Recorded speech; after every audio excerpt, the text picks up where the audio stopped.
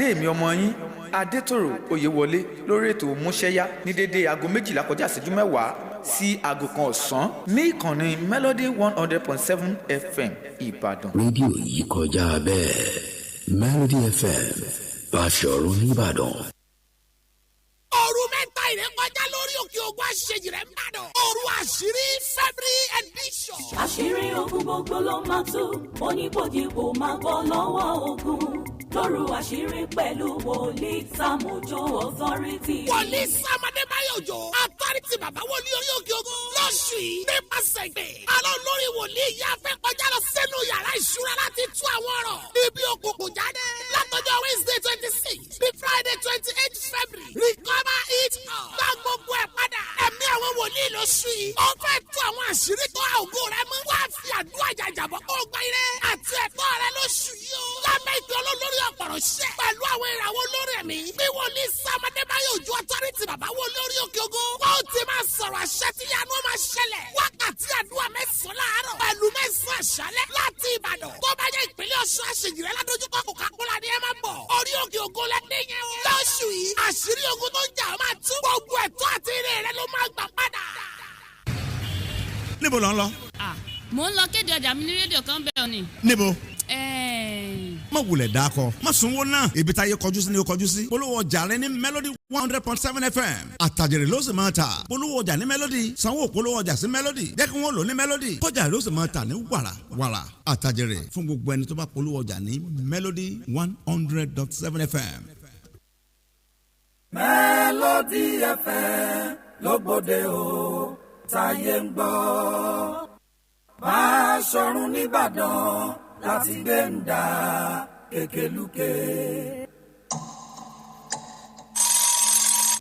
It's midday from Melody 100.7 FM Ìbàdàn, Ọ̀yọ́ State, Nigeria. Láti ìkànnì Melody 100.7 FM nílùú Ìbàdàn, aago 12 ọ̀sán ti lù. Melody 100.7 FM. Stay cool with Melody. News on Melody 100.7 FM Ibadan.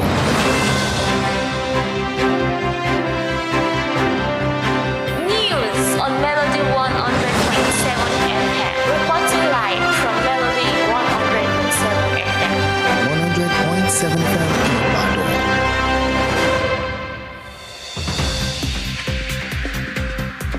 A very good afternoon to you. Welcome to Word at Noon on Melody 100.7 FM Ibadan. In the headlines, the UK and India to relaunch trade talks in Delhi. New Zealand minister resigns after he placed a hand on staff's arm. And on sport, Venus Williams turns down Indian Wales wild card. And now the news in detail. My name is Priti Adegoke.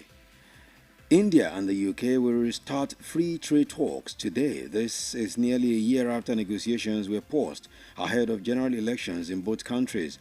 The UK Business and Trade Secretary, Mr. Jonathan Reynolds, is in Delhi, where he will meet his Indian counterpart, Piyush Goyal, to kick off the two-day discussions.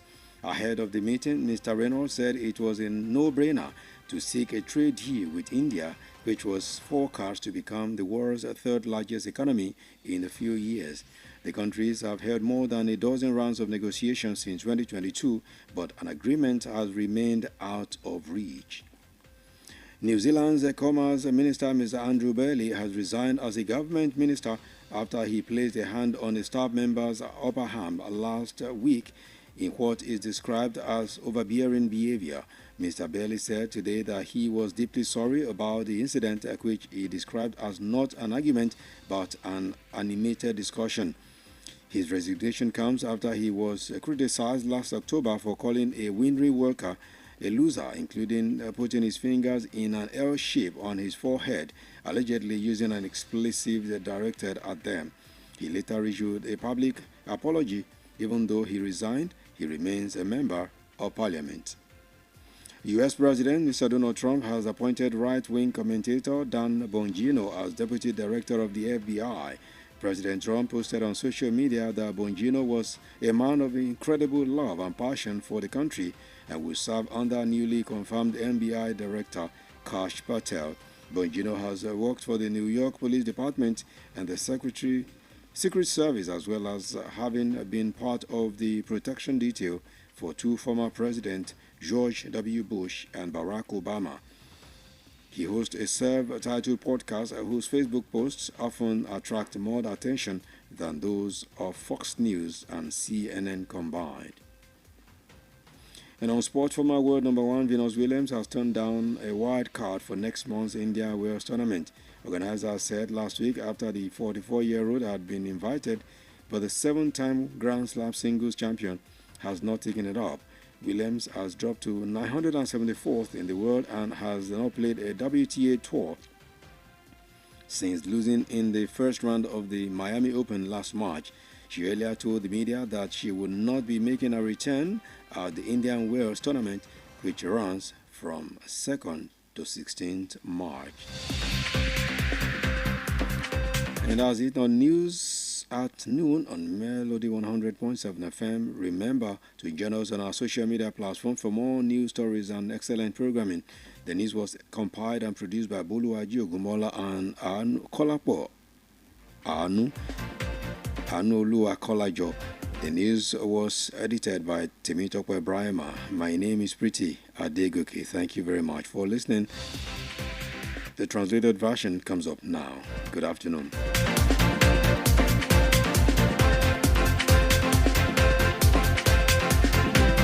News on Melody 100.7 FM Ibadan.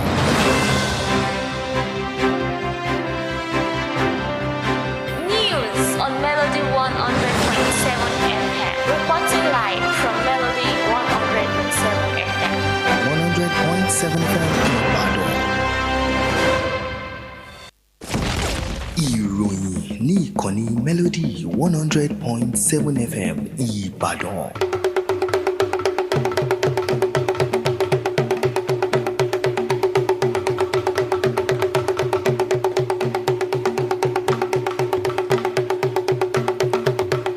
Mo kí yín ẹ káàsán, ìròyìn àgbáyé la mú wá fún yín láti ìkànnì Melody 100.7 FM Ìbàdàn. Adebola Adebayo ni oníròyìn yìí. Ṣáájú ẹ gbọ́ kókó tó wà nínú ìròyìn náà. Ilẹ̀ India àti ilẹ̀ Gẹ̀ẹ́sì ṣètò ìfọ̀rọ̀wérọ̀ lẹ́ka ètò ọrọ̀ ajé nílùú Delhi.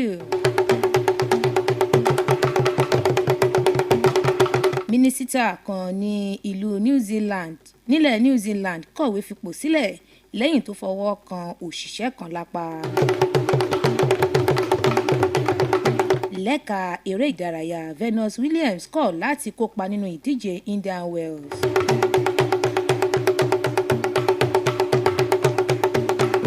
Ìròyìn ọ̀hún rèé lẹ́kùnrẹ́rẹ́. Orílẹ̀-èdè India àti orílẹ̀-èdè ilẹ̀ Gẹ̀ẹ́sì yóò bẹ̀rẹ̀ ìfikùnlukùn lẹ́ka ètò ọrọ̀ ajé wọn lónìí, èyí tí wọ́n fi ojú rẹ̀ sùn bí ọ̀rọ̀ ọ̀hún ṣe ń lọ bí ọdún kan lẹ́yìn tí wọ́n figi gún ọ̀rọ̀ àsọyépọ̀ wọn ṣáájú ètò ìdìbò gbogbogbò láwọn orílẹ̀-èdè méjèèjì ọ̀hún. Akọ̀wé lẹ́ka okòwò nílẹ̀ Gẹ̀ẹ́sì ọ̀gbẹ́ni Jonathan Reynolds ti wà nílùú Delhi níbi tí yóò ti jókòó ìpàdé pẹ̀lú ojúgbà rẹ̀ PS Goyal láti sísọ lójú ìpàdé ọlọ́jọ́ méjì náà. Ṣáájú ìpàdé ọ̀hún, ọ̀gbẹ́ni Reynolds sọ pé ó jẹ́ ohun tó rọrùn wọ̀kùwọ̀kù fún un láti pè fún àjọṣepọ̀ pẹ̀lú ilẹ̀ Indian, èyí tó ń làkàkà láti di ipò kẹta mú nínú àwọn orílẹ̀-èdè tètò ọrọ̀ ajé wọn gbóyún gbórígì jùlọ lágbàáyé. Àwọn orílẹ̀-èdè ọ̀hún ni wọ́n ti jọ máa ń jókòó ìpàdé lórí àdéhùn ìbáṣepọ̀ wọn láìmọye ìgbà, àmọ́ tí ìfẹnukò wọn kò so èso olóòkan.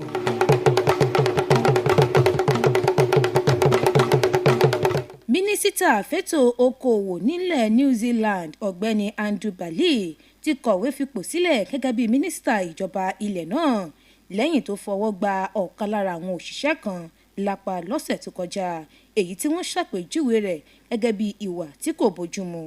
Nínú ọ̀rọ̀ ọ̀gbẹ́ni Bailey lónìí ṣàlàyé pé ìṣẹ̀lẹ̀ ọ̀hún jẹ́ ohun tó bà á lọ́kàn jẹ́ jọjọ. Ìkọ̀wé fipò sílẹ̀ rẹ̀ ọ̀hún wáyé lẹ́yìn tí wọ́n kòròjú sí lóṣù kẹwàá ọdún tó kọjá fún bó ṣe pé òṣìṣẹ́ ilé ìpọn ọtí kan ní aláìníláárí pẹ̀lú bó ṣe tún nàka sí níwájú orí tó sì tún ṣépè fún pẹ̀lú àmọ́ tó padà tọrọ àforíjì lórí ìṣẹ̀lẹ̀ náà bó tilẹ̀ jẹ́ pé kíkọ̀wé fipò rẹ̀ sílẹ̀ ọ̀hún kò ní nǹkan kan ṣe láti má jẹ́ ọmọ ilé ìgbìmọ̀ asòfin ilẹ̀ náà.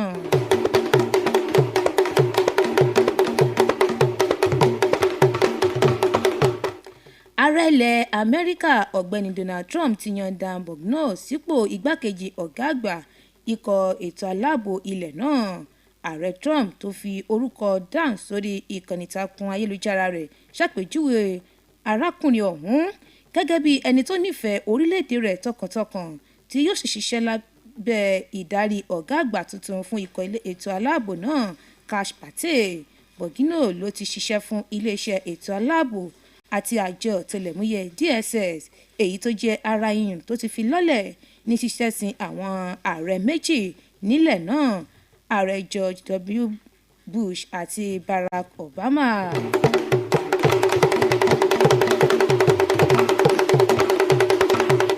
lẹ́ka eré ìdárayá Venus Williams ti fohùn lédè wípé òun kò ní kópa nínú ìdíje Indian Wells tí yóò wáyé lóṣù tó ń bọ̀.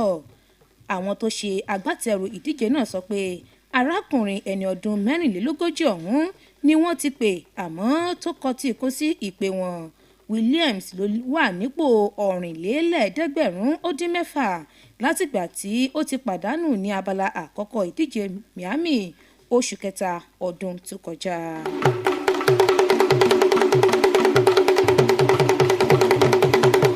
ká tó mú ròyìn àgbáyé wá sópin àwọn kókó tá a mẹ́nu bàrẹ́ lẹ́ẹ̀kan sí i. àmúwá fún yín pé ilẹ̀ India àti ilẹ̀ Gẹ̀ẹ́sì ṣètò ìfọ̀rọ̀wérọ̀ lẹ́ka ètò ọrọ̀ ajé nílùú Delhi. bákan náà la fi tó yín létí pé mínísítà fún ilẹ̀ New Zealand kọ̀wé fipò sílẹ̀ lẹ́yìn tó fọwọ́ lé òṣìṣẹ́ kan lápá.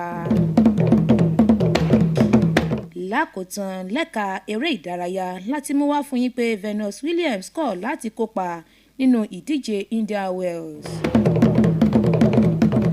tó èyí lópin ìròyìn àgbáyé wa fún tòní.